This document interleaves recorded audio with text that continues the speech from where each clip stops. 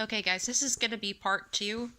I got a phone call in the middle of part 1. So we were at Nebuchadnezzar. I believe that we will see Nebuchadnezzar, in the New Jerusalem. I believe that God proved himself to Nebuchadnezzar and that he made the switch. I really do. It was Nebuchadnezzar's son that got wiped out by Darius that didn't make the change. So, in Daniel chapter 2, what we have going on is in Daniel chapter 1, Daniel and his friends chose to be obedient, then God used them. Nebuchadnezzar said to his wise men, if your God is who he says he is, then he can tell you the dream that I had, and then you can tell me the interpretation. And of course, none of them could do it because their God wasn't real. They were scamming the king. And if you have your Et Sefer, if you read Bel and the Dragon, it explains to you what was going on. It's a really interesting story. If you don't have it, Google it and read it. It's like 2 chapters, and it's really interesting. It tells you how smart Daniel was, and it tells you kind of the backstory to what was going on with Nebuchadnezzar. Anyway, so chapter 2 in Daniel, and this is a timeline, guys, of what's going to happen to us in our lives here in Babylon, aka the world. Right, the entire world right now is Babylon. Okay, that's what we're dealing with. So, in chapter 2, Nebuchadnezzar is saying, tell me the dream. So then Daniel, in verse 19 of chapter 2, says the secret was revealed unto Daniel in a night vision. And then Daniel thanked God. Okay? And God made known to Daniel what was going on. And then King Nebuchadnezzar acted on what Daniel told him. Nebuchadnezzar had faith, people. And then what does Daniel say? But as for me, this secret is not revealed, this is chapter or verse 30, to me for any wisdom that I have more than any living, but for their sakes that shall make known the interpretation to the king, and that you might know the thoughts of your heart. Okay, and then we have the image. And I'm going to read some of this. I'm going to be skipping around, so read it for yourself, people. Okay, I'm just here to offer conversation. You've got to do your own study. Okay, verse 32. The image's head was of fine gold, his breast and arms of silver, his belly and thighs of brass, his legs of iron, his feet of part iron and clay. You saw that a stone was cut out without hands, which smote or hit the image, and upon his feet that were of iron and clay, and broke them to pieces. Okay, I'm going to skip down a little bit. And he became like chaff on the summer threshing floors. He got crushed and blown away. The stone that smote the image became a great mountain and filled the whole earth. So this right here is Jesus. Jesus is the stone. And the great mountain that filled the whole earth is us. It's God's people filling the entire earth. We are everywhere. Just like you cannot pick the grains of salt out of your food, we are the salt of the earth. That means we are everywhere and in everything, and you can't dig us out. Okay? And then, verse 37. The God of heaven has given you a kingdom, power and strength and glory. All right? Then Daniel says to King Nebuchadnezzar, you are this head of gold. And after you shall arise another kingdom inferior to you, and another third kingdom of brass, which shall bear rule over all the earth. Okay, so there's a kingdom after Nebuchadnezzar, and then a third. And a fourth kingdom shall be as strong as iron. And then whereas you saw, I'm just skipping down to verse 41, the feet and the toes, part of the potter's clay and part of iron, the kingdom shall be divided, but there shall be in it of the strength of iron. For as much as you saw the iron mixed with miry clay, and as the toes and feet were part of iron and the part of clay, so the kingdom shall be partly strong and partly broken. And whereas you saw the iron mixed with miry clay, they shall mingle themselves with the seed of men, but they shall not cleave into one another, even as iron is not mixed with clay. This is the resurgence of the Nephilim, my people.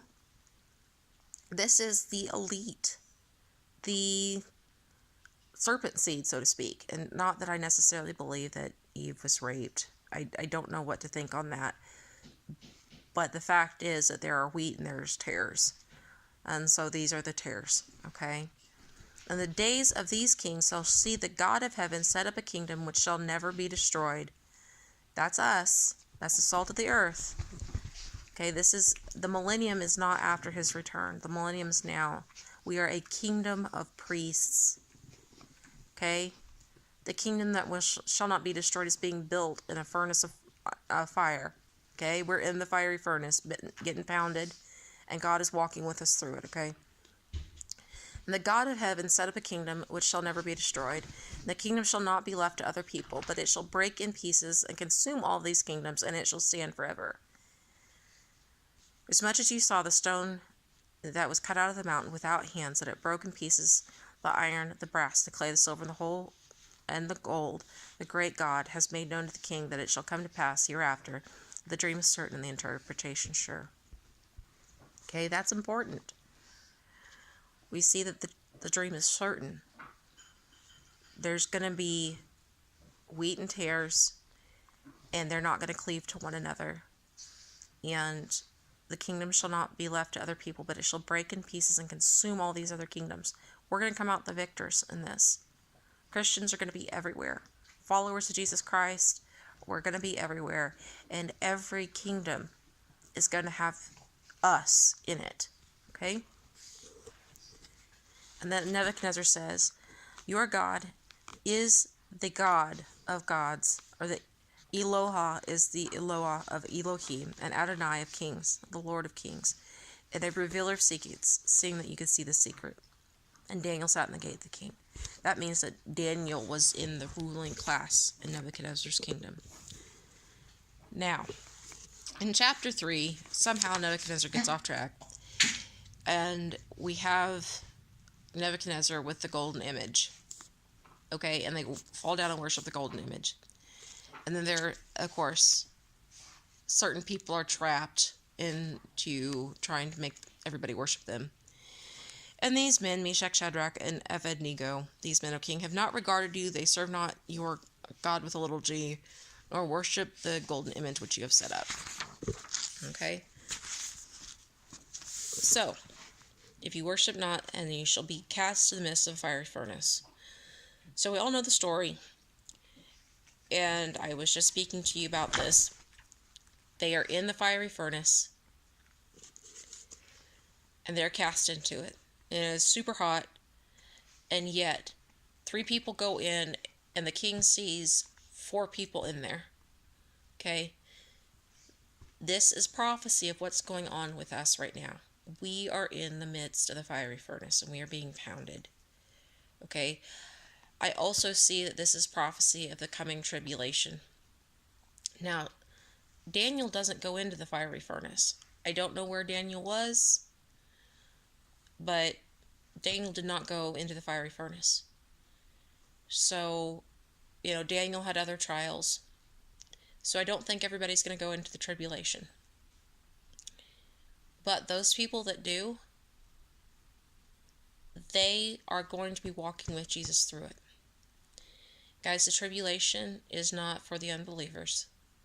It is for those believers that have not taken time now to purify themselves and work out their faith with fear and trembling. It's those people that say, well, I made a prayer when I was 7 and Jesus will just forgive me for everything I screw up. And they kind of sort of yeah, they're not necessarily being disobedient, but they're not necessarily being obedient either. They're lukewarm, okay? They fall into one of those 7 church categories, my friends. You do too. Choose this day whom you will serve, all right? And anyway, so Daniel does not go into the furnace. But Jesus comes into the furnace with Meshach, Shadrach, and Abednego, all right? And then Nebuchadnezzar sees these men come out of the fiery furnace. And then what does Nebuchadnezzar say? Blessed be the God of Shadrach, Meshach, and Abednego, who has set his angel and delivered his servants that trusted in him and have changed the king's word and have yielded their bodies that they might not serve nor worship any god except their own Eloah. The world sees what these people go through, and the world changes. Okay? That every people, nation, language which speak anything amiss against the God of Shadrach, Meshach, and Abednego shall be cut in pieces, and their houses shall be made a dunghill, because there is no other Elohim that can deliver after this sort. They changed the world by being obedient. All right? And then chapter 4. King Nebuchadnezzar, the king, unto all the people, nations, and languages that dwell in all the earth, peace be multiplied unto you. I thought it good to show the signs and wonders that the Most High Eloah, it's Eloah, has wrought towards me. How great are his signs, and how mighty are his wonders. His kingdom is an everlasting kingdom, and his dominion is from generation to generation. Now, verse 8. But at the last Daniel came in before me, whose name was Belteshazzar, according to the Ruach Eloah. And before him I told the dream, saying, O Belteshazzar, master of the magicians, because I know that the holy Ruach Eloah is in you, and no secret troubles you. Tell me the visions of my dream that I have seen, and then the interpretation thereof. So this happens again. And a tree was in the midst of the earth, and the height thereof was great, and the height thereof reached into heaven, and the sight thereof was at the end of all earth.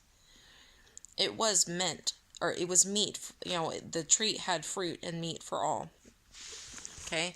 Behold, a watcher and a holy one came down out of heaven, cut down the tree, and cut off its branches, and shook off his leaves, and scattered his fruit. I'm skipping around through here, editing it. Not that these things aren't important, but you go and read it for yourself, all right? Nevertheless, leave the stump of his roots in the earth, even with a band of iron and brass in the tender grass of the field, and let it be wet with the dew of heaven. Let his portion be with the beasts in the grass of earth. Okay, guys. This is kind of a tough one. I believe these are the people that are like Nebuchadnezzar. Wishy-washy, going back and forth. Okay? Nebuchadnezzar, he declared this about God, but then he goes back and forth. Okay? He acknowledges that our God is the only God, but he still does some stinky things. This matter is by decree of the watchers and demanded by the word of the holy ones, to intend that the living may know that El Elyon, our God, rules in the kingdom of men and gives it to whomever he will and sets it up over the basis of men. Okay, I'm going to skip down a little bit. The wise men are not able to make known unto me the interpretation, but you are able, for the holy Ruach Eloah is in you. And then Daniel interprets the dream. The dream be unto them that hate you, and their interpretation thereof to your enemies. It is you, O king, that are grown and become strong, for your greatness is grown and reaches unto heaven. And the king saw a watcher hew down the tree and destroy it, and he leaves the stumps and the roots thereof, till 7 periods of time pass over him. The interpretation, O king, is that this is the decree of God, which is come upon my lord the king, that they shall drive you from men, and your dwelling shall be with the beasts of the field, and they shall make you to eat grass of the oxen, until you know that El Elyon rules in the kingdom of men. And your kingdom shall be sure unto you after that you shall have known that the heavens do rule. Okay? 7 seasons. 7 years. He goes through tribulation. He's put through the wilderness, and he's made to eat the grass of the field and the dew of heaven until he knows without a shadow of the doubt that God is who he says he is. It makes all these things plain. If that is not the tribulation, I don't know what is. And then what happens at the end? His kingdom is restored to him. His enemies are defeated and his kingdom is restored to him. So the king spoke and said, "Is not this great Babel that I have built for the house of the kingdom by the might of my power and for the hour of my majesty? And King Nebuchadnezzar has spoken unto you, the kingdom is departed from you, and they shall drive you from men, and your dwelling shall be with the beasts of the field, and they shall make you to eat the grass as oxen, and 7 periods of time shall pass over you until you know that El Elyon rules." Sorry, guys. My phone was going to die there. So he's forced out into the field. And he does according... Alright. And he lived like a beast out in the field. And he lived at the will of God. God fed him and housed him just like he does the beasts of the field. My understanding returned to me, and I blessed God, and I praised and honored him that lives forever. So after he went through this trial, his reason was returned to him, and he saw the greatness of God. Okay, and then he says, he does according to his will in the army of heaven. None can stay his hand or say unto him, what do you do? The glory of my kingdom and the honor and the brightness returned unto me. My counselors and my princes sought unto me, and I was established in my kingdom, and excellent majesty was added unto me. So Nebuchadnezzar goes through a tribulation, people. All right. And then we get into Nebuchadnezzar's grandson. And I know it says his son, but the terms in the days was that he was a son of Nebuchadnezzar, even though he was a son of Nebuchadnezzar's son. That gets into chapter 5, which we will cover on a different day. But guys, I just wanted to share that with you. The other book that you guys should probably check out is Zechariah.